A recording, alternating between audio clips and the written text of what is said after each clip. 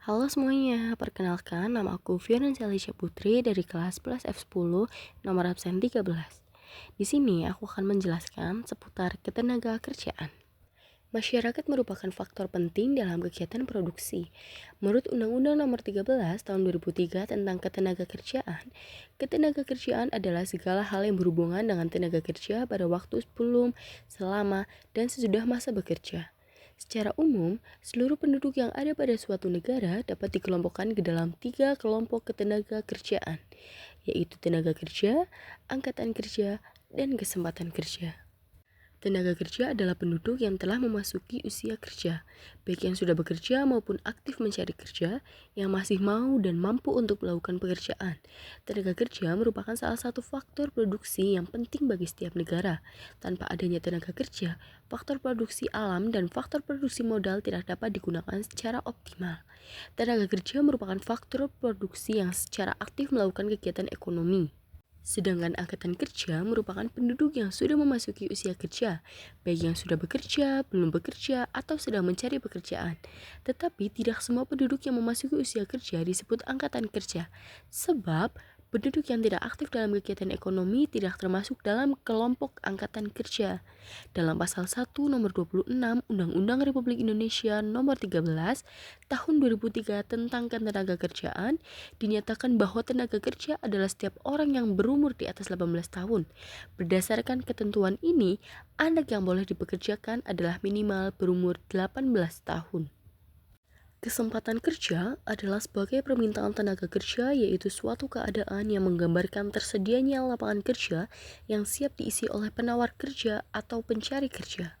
Di Indonesia, masalah kesempatan kerja dijamin di dalam Undang-Undang Dasar 1945 Pasal 27 Ayat 2 yang berbunyi, tiap-tiap warga negara berhak atas pekerjaan dan penghidupan yang layak.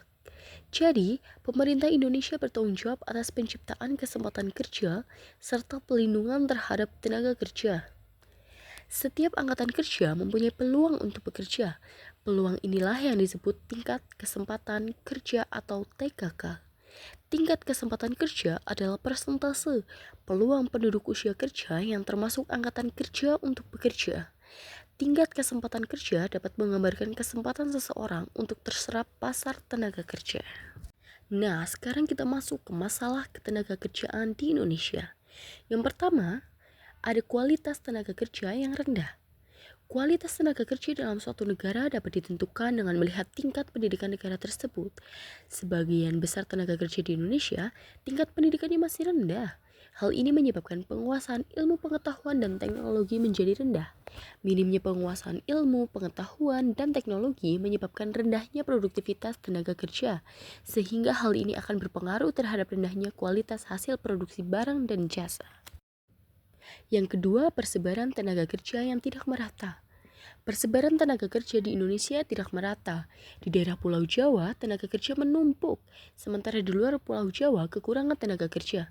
Kondisi tersebut dapat menimbulkan dampak bahwa di Pulau Jawa banyak pengangguran, sedangkan di luar Pulau Jawa pembangunan akan terhambat karena kekurangan tenaga kerja untuk mengolah sumber daya alam yang ada. Yang ketiga, ada pemutusan hubungan kerja. Terjadinya krisis ekonomi di Indonesia banyak mengakibatkan industri di Indonesia mengalami gulung tikar. Akibatnya, banyak pula tenaga kerja yang berhenti bekerja.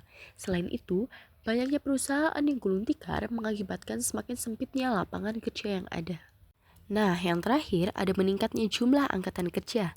Jika meningkatnya angkatan kerja tidak diimbangi dengan bertambahnya lapangan pekerjaan, akan menyebabkan masalah pengangguran. Orang-orang yang menganggur ini secara otomatis tidak akan memperoleh penghasilan. Akibatnya, untuk memenuhi kebutuhan pun mereka tidak bisa. Kondisi tersebut dapat menyebabkan kesejahteraannya menurun. Hal tersebut sangat berlawanan dengan harapan pemerintah, yaitu semakin banyaknya jumlah angkatan kerja diharapkan dapat menjadi pendorong pembangunan ekonomi Indonesia. Sekarang kita masuk ke upaya meningkatkan kualitas tenaga kerja.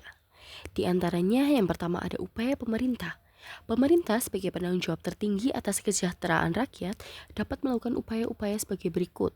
Yang pertama, menyusun kurikulum pendidikan yang dapat menghasilkan lulusan dan sesuai dengan syarat-syarat dunia kerja. Yang kedua, pendirian lembaga pelatihan untuk meningkatkan keterampilan masyarakat seperti balai latihan kerja atau lembaga-lembaga yang berdiri di lingkungan masyarakat seperti PKK dan Karang Taruna. Yang ketiga, menyusun dan melaksanakan program-program yang sekiranya mendukung tercapainya sistem ketenagakerjaan yang ideal. Yang keempat, meningkatkan kualitas serta produktivitas tenaga kerja dalam pelatihan-pelatihan yang tidak dipungut biaya sehingga tidak memberatkan peserta. Nah, yang kedua ada upaya swasta. Langkah yang dapat diambil oleh pihak swasta untuk ikut serta dalam meningkatkan mutu tenaga kerja adalah bekerja sama dengan sekolah atau kampus. Kerjasama yang bisa dilakukan oleh pihak swasta dengan sekolah atau kampus adalah menyediakan kesempatan bagi para siswa dan mahasiswa untuk kerja praktik atau magang di perusahaan yang bersangkutan. Yang ketiga, ada upaya individu. Seorang pekerja harus senantiasa meningkatkan kualitas dirinya agar dapat menghadapi persaingan dan memenuhi kebutuhan hidupnya. Seorang individu hendaknya memiliki persiapan untuk menentukan masa depannya. Persiapan yang harus dilakukan adalah meningkatkan kemampuan dalam hal keterampilan, bahasa, serta wawasan. Ketiga kemampuan tersebut yang akan membentuk individu, tenaga kerja yang berkualitas. Dimanapun tenaga kerja bekerja, maka akan selalu dapat beradaptasi dengan beberapa situasi seperti di tempat kerja. Sistem upah. Setiap manusia yang terlibat dalam proses produksi barang dan atau jasa akan mendapatkan upah. Upah merupakan imbalan yang diterima tenaga kerja atas jasa yang telah diberikan dalam proses produksi. Penentuan upah ditentukan oleh permintaan dan penawaran faktor produksi tenaga kerja. Dalam penentuan upah, diperlukan peran dari pemerintah sebagai mediator antara pihak pengusaha dan pihak pekerja. Koordinasi pengusaha, pekerja, dan pemerintah sangat diperlukan untuk menjaga kestabilan ekonomi sebuah negara guna mencapai pembangunan ekonomi yang merata bagi kesejahteraan rakyat. Di Indonesia, sistem upah yang diberikan untuk para pekerja, sistem upah adalah cara pemberian upah atau jasa yang telah dilakukan pekerja. Sistem upah yang diberlakukan di Indonesia, yang pertama adalah upah menurut hasil, upah menurut waktu, upah menurut borongan, upah dengan sistem mitra usaha, dan upah dengan sistem bonus. Nah, sekarang kita masuk ke pengangguran nih. Pengangguran merupakan salah satu masalah tenaga kerja yang berpengaruh besar bagi perekonomian Indonesia. Di Indonesia, jumlah angka pengangguran selalu mengalami peningkatan. Pengangguran merupakan masalah yang sering dihadapi oleh pemerintah. Jenis-jenis pengangguran dapat dilihat berdasarkan penyebab dan sifatnya. Yang pertama kita bahas pengangguran berdasarkan penyebabnya. Yang pertama ada pengangguran struktural. Adalah pengangguran yang disebabkan karena perubahan dalam struktur perekonomian dan corak kegiatan ekonomi. Misalnya, terjadi pergeseran dari sektor pertanian menjadi sektor industri. Yang kedua, pengangguran friksional merupakan pengangguran yang bersifat sementara karena adanya pergeseran atau friksi antara permintaan dan penawaran tenaga kerja. Dalam keadaan ini sulit mempertemukan antara pencari kerja dan lowongan pekerjaan yang tersedia. Yang ketiga ada pengangguran teknologi. Adalah pengangguran yang terjadi karena adanya mekanisasi atau penggantian tenaga manusia dengan tenaga mesin. Misalnya, petani mengolah sawah dengan tenaga manusia, namun sekarang diganti dengan tenaga traktor. Selanjutnya ada pengangguran musiman. Pengangguran yang terjadi karena pergantian waktu atau tren. Misalnya, pada sektor pertanian, para petani semua bekerja mengolah sawah.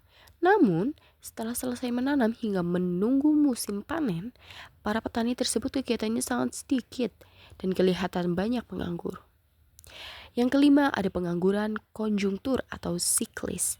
Pengangguran yang terjadi akibat gelombang konjungtur atau perubahan naik atau turunnya gelombang ekonomi. Misalnya, terjadi krisis moneter sehingga perusahaan mengalami kerugian dan produksi berkurang. Hal ini akan berdampak pada pemutusan hubungan kerja atau PHK, karyawan dan buruh perusahaan. Selanjutnya ada pengangguran isolasi geografis. Pengangguran ini dialami oleh masyarakat yang terpencil dari pusat kegiatan ekonomi. Pengangguran seperti ini biasanya akan menimbulkan urbanisasi. Yang terakhir ada pengangguran voluntary. yaitu pengangguran yang terjadi karena seseorang yang masih mampu bekerja tetapi dengan sukarela ia tidak bekerja karena telah memiliki penghasilan dari harta kekayaan mereka, misalnya menyewakan rumah dan alat transportasi. Selanjutnya kita masuk ke pengangguran berdasarkan sifatnya. Yang pertama, pengangguran terbuka adalah angkatan kerja yang benar-benar tidak mempunyai pekerjaan. Pengangguran ini terjadi karena kekurangnya lapangan pekerjaan, tidak mau bekerja atau adanya ketidakcocokan antara lowongan pekerjaan dengan latar belakang pendidikan dan tidak berusaha mencari pekerjaan secara sungguh-sungguh karena memang malas. Yang kedua, pengangguran terselubung adalah tenaga kerja yang tidak bekerja secara optimal karena suatu alasan tertentu. Misalnya, orang kurang terampil dalam pekerjaannya karena pendidikannya rendah. Karena terpaksa, maka seorang sarjana hukum harus bekerja sebagai nelayan, meskipun sebenarnya tidak sesuai dengan bakat dan keterampilannya. Yang ketiga, pengangguran setengah menganggur adalah tenaga kerja yang bekerja tidak optimum dilihat dari jam kerja. Dengan kata lain, jam kerjanya dalam satu minggu kurang dari 40 jam. Pengangguran yang terjadi dalam suatu perekonomian juga memiliki dampak negatif, dan kita akan membahasnya selanjutnya. Nah, sekarang kita masuk ke dampak negatif pengangguran. Dampak negatif pengangguran yaitu ada dua. Yang pertama, dampak pengangguran terhadap perekonomian. Secara umum, dampak negatif pengangguran terhadap perekonomian yaitu masyarakat tidak dapat memaksimalkan kesejahteraan yang dicapai, pendapatan pajak pemerintah rendah, dan melemahnya pertumbuhan ekonomi. Yang kedua, dampak pengangguran terhadap individu dan masyarakat. Dampak yang dapat ditimbulkan karena pengangguran terhadap individu dan masyarakat yaitu hilangnya mata pencaharian dan pendapatan, hilangnya keterampilan, dan menimbulkan ketidakstabilan sosial dan ekonomi, dan juga politik. Banyaknya pengangguran menyebabkan angka kemiskinan meningkat. Ada beberapa cara untuk mengatasi masalah pengangguran. Berikut ini upaya untuk mengatasi jenis-jenis pengangguran berdasarkan penyebabnya. Yang pertama, upaya mengatasi pengangguran struktural dan teknologi.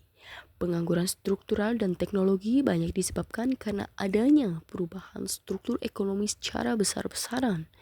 Maka upaya yang dapat digunakan untuk mengatasinya adalah: yang pertama, menyediakan pendidikan dan pelatihan sebagai bekal bekerja pada struktur ekonomi yang baru.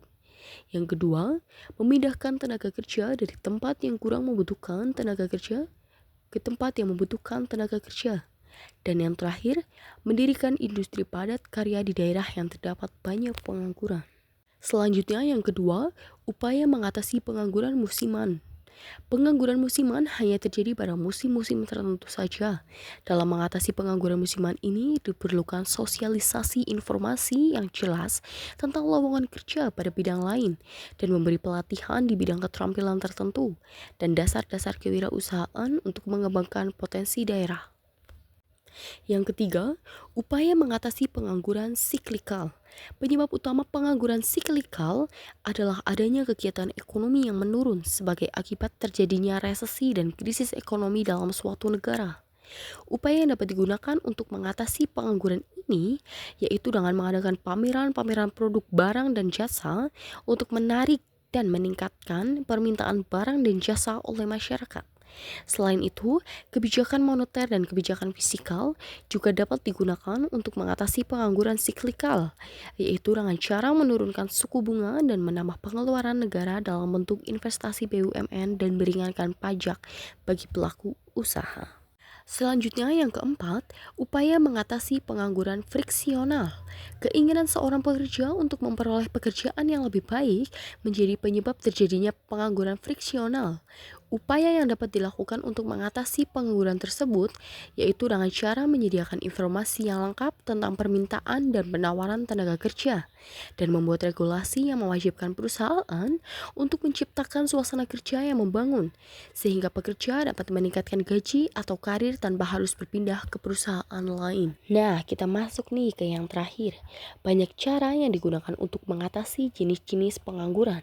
Seperti yang telah dijelaskan sebelumnya, kualitas tenaga kerja dapat ditingkatkan untuk mencegah terjadinya pengangguran.